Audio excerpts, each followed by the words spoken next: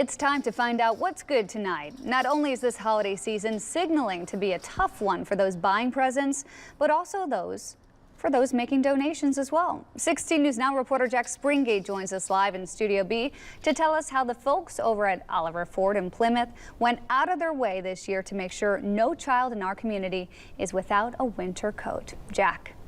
Well, Lauren, Oliver Ford gave out more than 18,000 coats to kids in 23 years, organizing their annual warm-up Marshall County coat drive.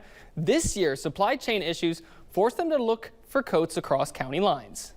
Normally, Steve Kaiser shops for coats at the Plymouth Walmart. To add to the kids' coat drive, he started at Oliver Ford 23 years ago. But today, he's at Once Upon a Child in Mishawaka with so few coats on store shelves in Marshall County. We ran into a little snag this year. The supply chain is very low.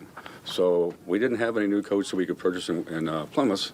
So we reached out to Once Upon a Child. It took a little outside the box thinking, but these two family-owned businesses teamed up to purchase 150 kids' jackets with less than a day to spare before distribution. These guys came through for us because every year we buy 200 to 300 new coats for kids, and it's just a special feeling to see a kid put a brand new coat on for the first time. It's tough as a small business, and this pandemic's been hard on everybody in the small business world.